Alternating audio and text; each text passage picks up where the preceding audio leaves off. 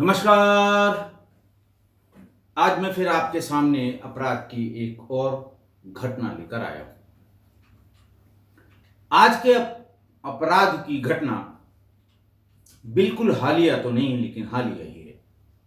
प्रदेश है मध्य प्रदेश, जिला है रतलाम। हुआ कुछ यूं कि 4 जनवरी 2023 को रतलाम शहर से 8 किलोमीटर दूर विंध्यवासिनी कॉलोनी से कुछ पुरुष और कुछ महिलाएं एसपी रतलाम श्री अभिषेक तिवारी से मिलने आए। उन्होंने कहा, साहब कि हमारे गांव में सोनू तलवाड़ी नाम का एक व्यक्ति रहता है, जिसके साथ उसकी पत्नी और 2 बच्चे रहा करते थे। बेटा बड़ा था, करीब 7 साल का, और बेटी छोटी थी, करीब 3 साल की। वो घर से निकल कर आते थे, बच्चों के साथ, गांव के बच्चों के साथ खेला कूदा करते थे। लेकिन पिछले 1.5 महीने से न तो घर में पत्नी है और न ही दोनों बच्चे हैं। महिलाओं ने, बच्चों ने, जिनके साथ वो खेला कूदा करते थे, उनके मां और बाप ने उसके यहां जब जब जाकर ये पूछा कि आखिरकार बच्चे कहां चले गए, तो वो कहता था कि पत्नी निशा से मेरा झगड़ा हुआ था और वो गुस्से में आकर दोनों बच्चों को लेकर कहीं चली गई। ज्यादा घेराघारी की गई तो बताया कि साहब वो अपने मायके चली गई है। उसके मायके की एक और लड़की उसी गांव में ब्याही थी। इस बीच में उसे अपने मायके जाने का मौका मिला। वो सोनू के ससुराल पहुंची और निशा के बारे में जानकारी की। निशा के मां बाप ने बताया कि मेरे यहां आ ही नहीं सकती।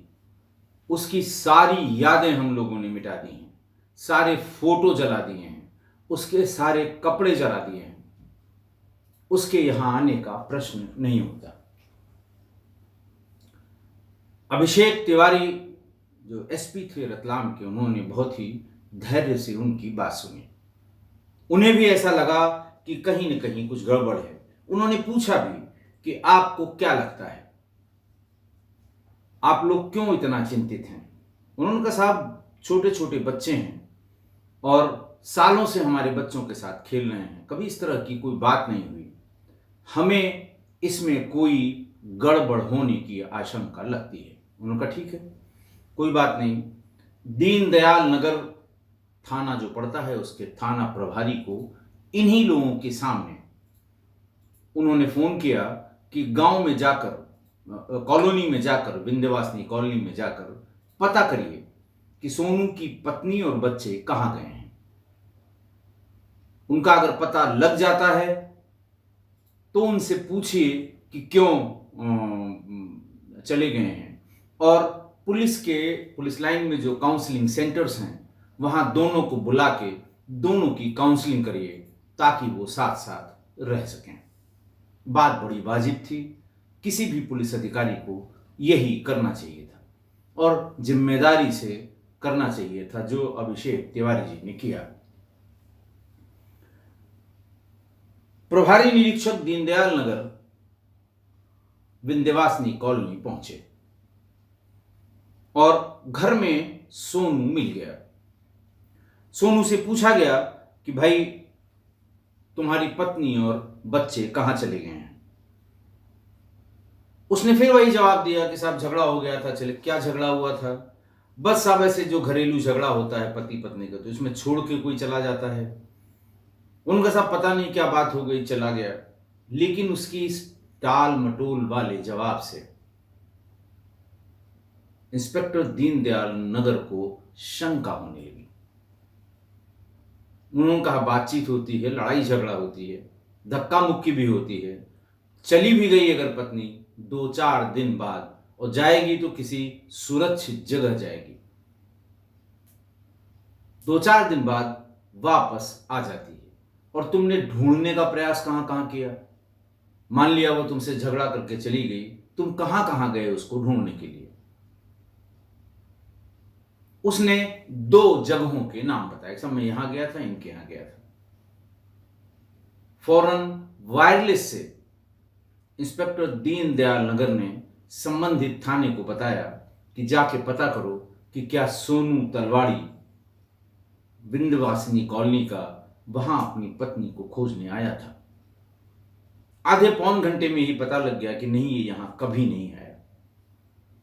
बात और झूठ जब पकड़ में आने लगा सोनू का, तो सोनू को पुलिस ने आदरपूर्वक गाड़ी में बिठा लिया, दीनदयाल नगर थाने पर ले गए, पीछे बैरक वाले कमरे में ले गए और बताया कि अब तुमको बताना ही होगा कि बच्चे और पत्नी कहां गए। कुछ देर तक तो उसने किस्सा कहानी इधर उधर की बताई और फिर जब पुलिस अपनी औकात पर आई तो सोनू भी अपनी औकात पर आ गया। उसने बताया कि मैंने अपनी पत्नी और दोनों बच्चों की कुल्हाड़ी से काट कर हत्या कर दी। पूरा थाना चौंक गया। अपेक्षाकृत शांत जनपद है, आपराधिक मानसिकता और अपराध दोनों बहुत कम हैं। उन्होंने कहा कहां गाड़ा? उसने कहा साहब अपने बरामदे में गाड़ा है। एसपी साहब को फौरन इत्तला की गई, साहब हम लोग मौके पे जा रहे हैं, लेकिन अगर गड़ा हुआ है, शव गड़े हुए हैं, तो मजिस्ट्रेट की आवश्यकता होगी, बॉडी को एक्सह्यूम कराना होगा, एफएसएल के लोगों को बुलाना होगा। एसपी रतलाम ने अपने स्तर से सबसे बात कर दी, तब तक पुलिस वहां पहुंच गई। बरामदे में एक चौकोर सा 5 फीट लंबा और करीब करीब 3.5 फीट चौड़ा एक फर्श नया बना हुआ सा लग रहा था।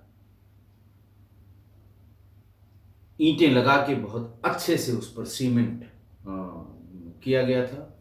झाड़ू बुहारू करके उसको बाकी जमीन से अलग न दिखाई पड़े, इसकी कोशिश की गई थी। थोड़ी देर में कंसर्न मजिस्ट्रेट भी आ गए। उसके बाद एफएसएल की टीम भी आ गई। मजदूर बुलाए गए, गड्ढे को खुदवाया गया। गड्ढे में 3 लाशें मिली। करीब 4 फीट 3-4 फीट गहरा गड्ढा था। 3 लाशें, एक उसकी पत्नी निशा की और दूसरी और दोनों बच्चों की, अमन 7 साल और बेटी खुशी 3 साल। गांव में हाहाकार मच गया, पूरा गांव इकट्ठा हो गया। पुलिस ने फौरन गाड़ी में बिठाया सोनू को, थाने के लिए रवाना कर दिया। थाने जाकर उससे डिटेल किस्सा पूछा गया। उसने बताया कि साहब मेरी पहली शादी जावरा रोड की रहने वाली नगमा से हुई थी। शादी 2009 में हुई थी, लेकिन शादी के बाद ही हम दोनों के बीच नाइत्तेफाकी शुरू हो गई। गांव के ही एक वकील की मदद से 2012 में मैंने उससे तलाक ले लिया, डाइवोर्स ले लिया, अलग हो गए।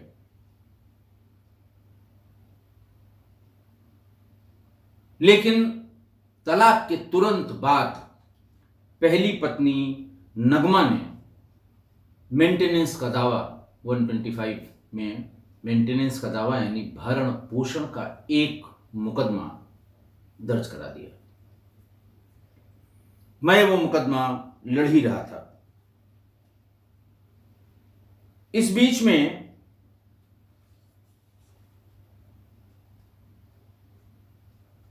पीएनटी कॉलोनी में निशा बौरासी नाम की एक लड़की रहती थी। वहीं थोड़ी दूर पर ये सोनू तलवाड़ी भी रहा करता था। सोनू तलवाड़ी दरअसल रेलवे में नौकरी करता था और वो वर्तमान में सोनू प्रताप नगर रेलवे फाटक की गैंग नंबर 60 में मेट था। मेट और मुंशिया सुपरवाइजरी लेवल जो होता है बिल्कुल शुरुआत का रेलवेज में, वहाँ पर वो मेट था, इसलिए पीएनटी कॉलोनी में वो रहा करता था। निशा बौरासी वो सिलाई केंद्र पर सिलाई सीखने जाया करती थी। रास्ते में सोनू की नज़र निशा बौरासी पे पड़ गई। आते जाते टोका टाकी शुरू हुई, फिर यही टोका टाकी आगे बढ़ गई और दोनों में लगभग संबंध स्थापित हो गए। घर वालों को भी इसकी भनक लग गई। पिता ये बताते हैं कि फौरन मैंने उसकी शादी तय कर दी। पिता का नाम छोटेलाल बौरासी। उन्होंने परिवार से मशवरा किया और उत्तर प्रदेश में उनका गांव जहां पड़ता है वहीं पास में इसकी शादी तय कर दी और ये डिसाइड किया कि यहाँ से हम शादी नहीं करेंगे, इसको अपने गांव ले जाएंगे और गांव में ही धूमधाम से इसकी शादी करेंगे निशा की। पूरा परिवार निशा के साथ, माता पिता दोनों, ट्रेन में ये लोग गांव के लिए रवाना हुए। स्टेशन से चलने के तुरंत बाद ये पैसेंजर ट्रेन जैसे ही पहले स्टेशन पे रुकी, वो धीरे से बाथरूम की तरफ, ये कह के कि मैं बाथरूम जा रही हूं, और डिब्बे के दरवाजे से नीचे उतर गई। तेज कदमों से स्टेशन पार करके रतलाम जाने वाले टैक्सी पर या उस पर बैठ गई और सीधे सोनू के घर पहुंच गई। गाड़ी जब चल दी, परिवार में हाहाकार मच गया। शादी की पूरी तैयारियां गांव में हो गई थी। शादी के लिए लड़की को लेके जाना था। जब ये पता लगेगा कि लड़की भाग गई, बड़ी बदनामी होगी। चूंकि इन्हें हल्का हल्का अंदाजा था, इसलिए वो सोनू के यहां पहुंचे। उस समय उसके यहां ताला बंद था। पुलिस में आकर वो पुलिस में कोई रिपोर्ट न लिखवाने की बात परिवार ने तय की कि इससे बदनामी और होगी। वो चुपचाप घर पहुंच गए। 8-10 दिन बाद परिवार के किसी लड़के को सोनू के यहां भेजा गया। किसी बहाने से जब वो घर के भीतर दाखिल हुआ तो देखा कि निशा और सोनू दोनों घर में हैं। वो भी समझ गया कि ये मुखबिरी करने आया है। उसने कहा, जाके बता देना गांव में कि हम दोनों ने इंदौर जाके कोर्ट मैरिज कर ली है। उसने वापस जाके पिता छोटेलाल बैरागी और पूरे परिवार को बताया कि उसने तो शादी कर ली है। इतने गुस्से में बाप आए कि उसी दिन उसके सारे कपड़े, उसकी याद का एक एक सामान, सारी फोटोग्राफ्स सब बाहर निकालकर जला दी और सार्वजनिक रूप से यह कह दिया कि अब निशा से इस परिवार का कोई संबंध नहीं है। हम निशा का मुंह भी नहीं देखना चाहते। हमारे समाज में, गांव में और बिरादरी में बहुत बदनामी हो गई है। ये बात सोनू को सूट करती थी कि चलो वहां से पिंड छूटा आ गई, साथ साथ रहने लगी। इसी बीच 2 बच्चे भी हो गए। पुलिस ने पूछा कि तुमने कोर्ट मैरिज की, कहां की? तो उसने बताया कि साहब सच बात तो यह है कि हमने कोर्ट मैरिज की ही नहीं थी।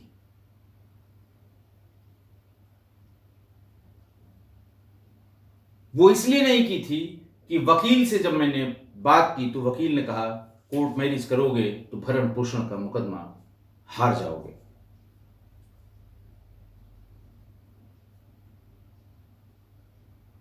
इसलिए कोर्ट मैरिज नहीं की और लिव इन रिलेशन में हम दोनों रहते रहे।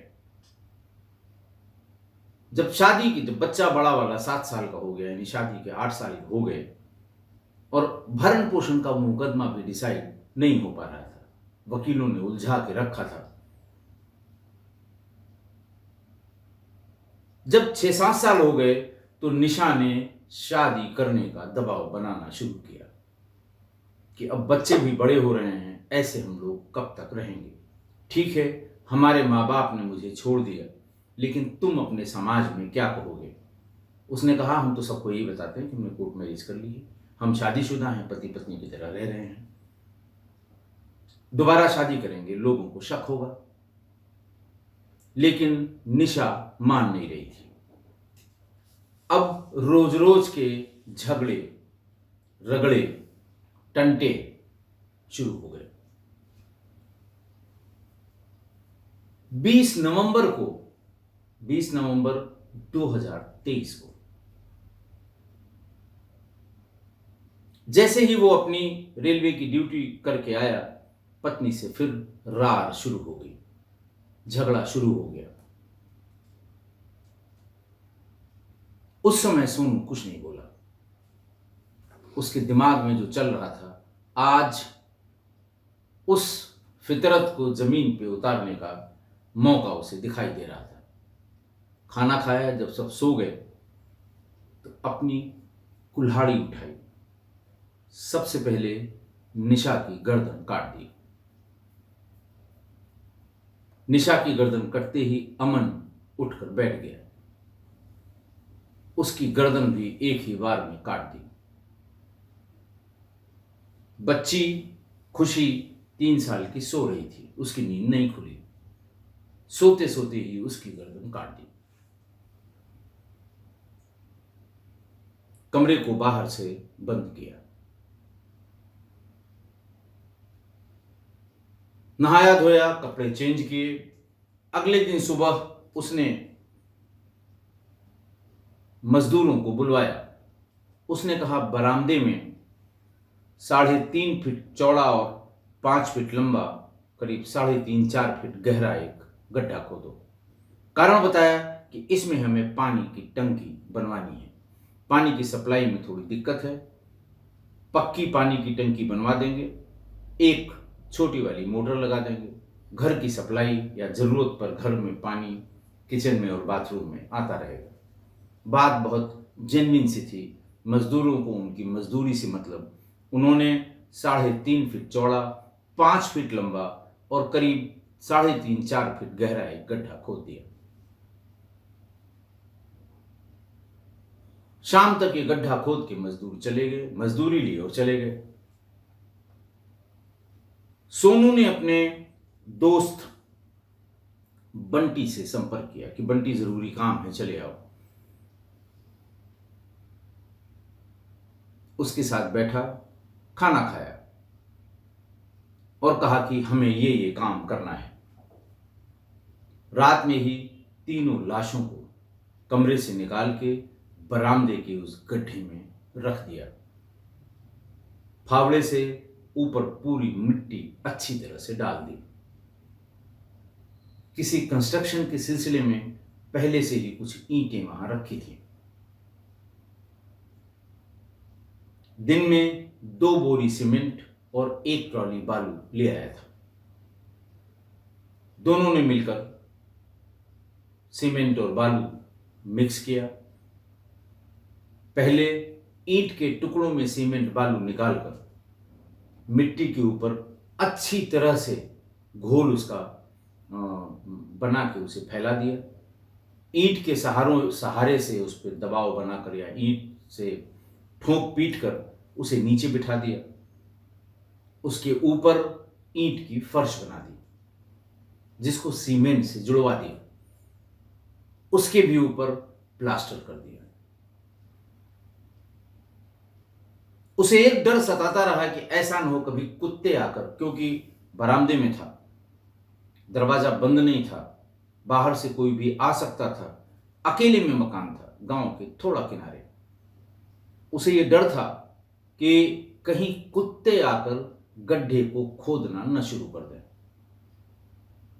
दफनाने के चौथे दिन से उसी के ऊपर चारपाई डाल दी और 1.5 महीने तक उसी चारपाई पर सोता रहा। खाना खाता रहा, खाना बनाता रहा, ड्यूटी पे जाता रहा। दोस्त यार अगर कोई आ गए साथ में जो काम करते थे, चाय भी बना के उनको उसी जगह जहां पर दफना रखा था उसी जगह चाय पानी भी कराई। स्पेल बाउंड होकर, मंत्र मुग्ध होकर लोग उसकी बातों को, पुलिस वाले उसकी बातों को सुनते रहे।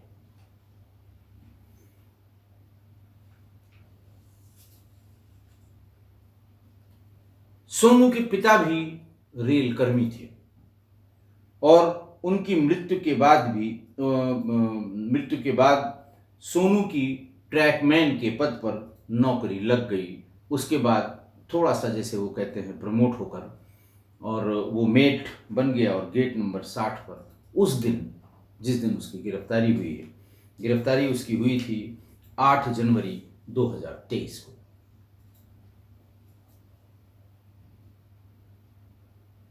बंटी को भी उसी दिन पुलिस ने गिरफ्तार कर लिया और 9 तारीख को एसपी रतलाम अभिषेक तिवारी जी ने बड़ी प्रेस कॉन्फ्रेंस करके पूरी घटना की जानकारी लोगों को दी। सोनू ने चूंकि बहुत कॉम्प्लिकेटेड बात इस तरह की बताई कि पहली पत्नी का तलाक, भरण पोषण का मुकदमा, दूसरी पत्नी के साथ लिव इन, शादी न कर पाने की मजबूरी जो वकील ने बता दी, महिला का शादी करने का जिद करना, इतनी कॉम्प्लिकेशन के बाद उन्होंने कहा कि तुम्हारा और क्या करने का इरादा था, किस लिए तुमने किया। उसने कहा साहब हम अभी कुछ न करते। सबसे पहले मैंने अपनी पहली पत्नी को, क्योंकि मैं उस मुकदमे से इतना परेशान हो गया था, लोगों ने बताया था कि तुम सरकारी नौकर हो, कोर्ट ऑर्डर कर देगी कि 10,000 रुपए पर मंथ दो, तुमको 25-30 हजार रुपए मिलते हैं, 15,000 में पत्नी और 2 बच्चों का खर्चा कैसे चलेगा। मैं इतना परेशान हो गया था कि मैंने 2 बार कोशिश की अपनी पहली पत्नी नगमा के पास जाकर, आसपास घूमकर, कि पहले हम उसकी हत्या कर दें, उससे पिंड छूट जाए तो हम फिर इस पत्नी और बच्चों के साथ सुखी सुखी रह सकते हैं।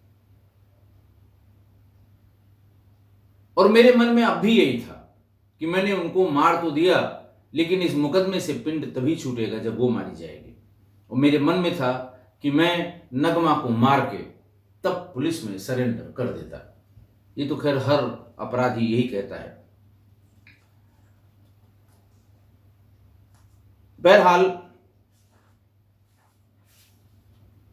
पुलिस ने दोनों को जेल भेज दिया। छोटेलाल बौरासी ने यह बताया कि साहब हमारे 4, वो भी रिटायर्ड रेलवे कर्मी थे, उन्होंने बताया कि साहब मेरी 4 बेटियां थी, 2 बेटियों की शादी उन्होंने गांव में ही कर दी और 1 बेटी मेरे पास रहती थी। निशा के जाने के बाद हम लोगों ने किसी तरह का कोई संबंध उससे नहीं रखा, क्योंकि महीनों तक हम लोग मारे शर्म के घरों से निकलते नहीं थे कि इस लड़की ने हमारी सामाजिक प्रतिष्ठा को बहुत धक्का लगाया है। पुलिस ने इन तीनों के डीएनए सैंपल भी पोस्टमार्टम के समय रिक्वेस्ट करके प्रिजर्व करा दिए। निशा, उसके दोनों बच्चे, इन दोनों के सैंपल्स इकट्ठा किए गए हैं और उन दोनों बच्चों के सैंपल्स मैच कराए जाएंगे सोनू से, और पत्नी का सैंपल उसके पिता से मैच कराया जाएगा, ताकि कल को ट्रायल के समय जो डिफेंस का लॉयर हमेशा यही कहता है, अरे साहब पता नहीं पुलिस ने किसकी लाश रख के बता दिया कि वो है, कंफ्यूज करते हैं वो, क्योंकि वकील हैं, जानते सब हैं। आज की घटना देखिए, घर से भागकर आरोपी सोनू से निशा ने शादी कर ली। परिवार के बीच से भागकर, चोरी से, ट्रेन से उतरकर भागी और उसके पास रहने लगी। माँ बाप ने उसकी शादी तय कर दी, शादी की सब तैयारी कर ली, शादी के लिए ही उसको लेकर ट्रेन से गांव जा रहे थे, लेकिन इस बीच में वो भाग गई, चुपचाप भाग गई। घर वालों को ये कम्युनिकेट कराया कि हमने कोर्ट मैरिज कर ली है, लेकिन सोनू ने बताया कि हमने कभी कोर्ट मैरिज नहीं की थी, क्योंकि वकील ने यह कहा था कि कोर्ट मैरिज करोगे तो पहली पत्नी कोर्ट मैरिज के कागज सबूत के तौर पर पेश करेगी अदालत में, और तुम भरण पोषण का मुकदमा हार जाओगे, आधी तनख्वाह तुमको उसको देनी पड़ेगी। यह साबित हो जाएगा कि तुमने दूसरी लड़की के चक्कर में उसको छोड़ा है, उसका त्याग किया है, उससे डाइवोर्स लिया है। फिर कोर्ट नहीं मानेगी। इसीलिए हम लोगों ने तय किया, वकील के कहने पे, कि जब भी कोई पूछे ये बता दो इंदौर में हम लोगों ने कोर्ट मैरिज कर ली है। मैं भी यही कहता था, वो भी यही कहती थी। और फिर हम लोग, उसने बताया कि लिव इन में रहने लगे। ये दोनों लिव इन रिलेशन में रहने लगे। 8 साल हो गए। तब निशा ने जिद पकड़ ली। बच्चे बड़े हो गए, इनका कोई हक नहीं दिया तुमने अब तक, शादी नहीं करोगे इन्हें कोई हक नहीं मिलेगा, कल को तुमको अगर कुछ हो जाए तो ये सारी पेंशन और ग्रेच्युटी और जितना पैसा मिलता है नौकरी में, ये सब तुम्हारी पहली वाली को मिल जाएगा। भले ही तुमने तलाक ले लिया, वो कल को क्लेम करेगी कि साहब भरण पोषण का मुकदमा हमारा चल रहा है, भरण पोषण के लिए एक मुश्त रकम दे दी जाए, हमारे बच्चे भूखों मर जाएंगे, हम भी भूखों मर जाएंगे। सोनू यही कहता रहा कि परेशान मत हो, ये मेंटेनेंस वाला मुकदमा जैसे ही समाप्त होगा हम शादी कर लेंगे।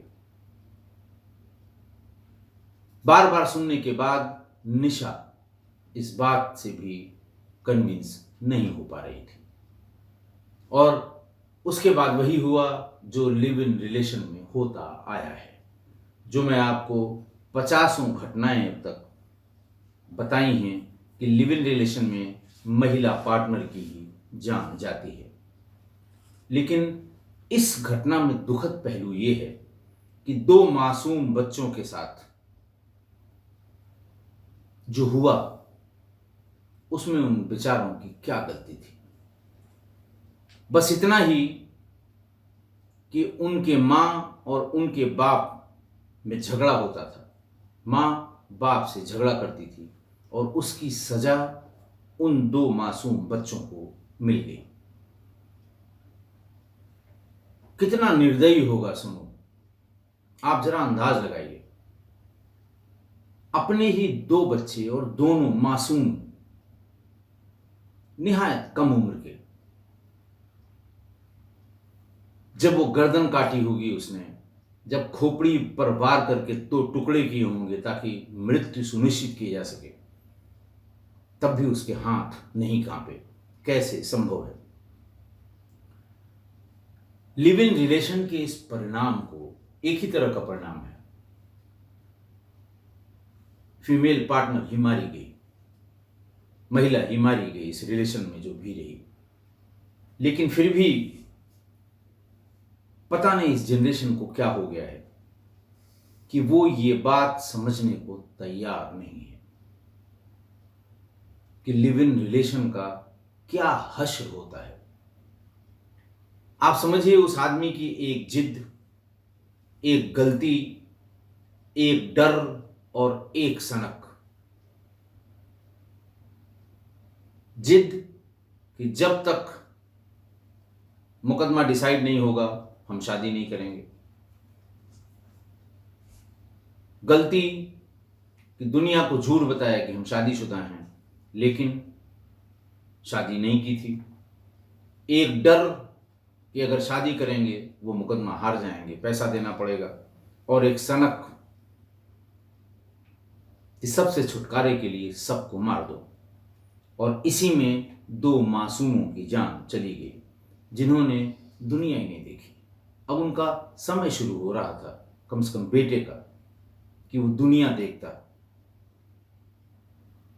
50 साल जीता या 80 साल जीता, एक युग देखता वो, लेकिन दुनिया देखने से पहले ही वो दुनिया से विदा हो गया। बड़ा मशहूर शेर है, उसकी एक लाइनें हैं कि लम्हों ने खता की थी, सदियों ने सजा पाई। यानी आपस के 10 मिनट 15 मिनट रोज के झगड़े, और उसमें एक सदी जीने वाले 2 मासूम चले गए। ये जो नज्म है या जो गज़ल है, ये है मुज़फ़्फ़र रज़मी कैराना वाले की। ये लाइन तो बड़ी फेमस है, सब लोग जानते होंगे, बहुत बार कोट की जाती है। पार्लियामेंट में अभी पिछले सेशन में कोट की गई थी कि लम्हों ने खता की थी, सदियों ने सजा पाई। लेकिन जिनकी समझ में अब भी नहीं आ रहा है कि लिव इन रिलेशन की क्या मायने हैं और उसका क्या हश्र है, मैं उनसे और किस्सा कोई परिवार के तमाम लोगों से निवेदन करूंगा कि इस गज़ल को पूरा पढ़ें, अच्छे से सुने। इस गज़ल के हर मिसरे में बहुत ही मर्म छिपा हुआ है। आप एक एक मिसरे को पढ़ेंगे, सुनेंगे अगर यूट्यूब पे, तो आपको लगेगा कि क्या इस आदमी ने कितनी गहराई से हकीकत संबंधों की लिखी है। रज़मी साहब लिखते हैं कि महरूम हकीकत है साहिल के तमाशाई, महरूम हकीकत हैं साहिल के तमाशाई, हम डूब के समझे हैं दरियाओं की गहराई। चल ए मेरे हमसाए बरगद के तले बैठे, चल ए मेरे हमसाया बरगद के तले बैठे, दीवार से आंगन में अब धूप उतर आई, दीवार से आंगन में अब धूप उतर आई, चलते हुए बादल के साए के ताकुम में, चलते हुए बादल के साए के ताकुब में, यह तिश्न लबी मुझको सहराओं में ले आई। तिश्न प्यास को कहते हैं कि यह तिश्न लबी मुझको सहराओं में ले आई, यह जब्र भी देखा है तारीख की नज़रों से, कि लम्हों ने खता की थी सदियों ने सजा पाई। जिस वक्त छिड़ा किस्सा रज़मी के तबाही का, जिस वक्त छिड़ा किस्सा रज़मी के तबाही का, क्या आपकी आंखों में उस वक्त नमी आई। ये आज की घटना पे, हम डूब के समझे हैं दरियाओं की गहराई। इसको सुनिए, पढ़िए, समझिए, अपने आप को देखिए, और इस तरह के लिव इन रिलेशन से जितना जल्दी हो सके दूर हो जाइए। हश्र बहुत बुरा है। आशा है आप मेरी इस बात से सहमत होंगे। आज के लिए इतना ही। बहुत बहुत धन्यवाद।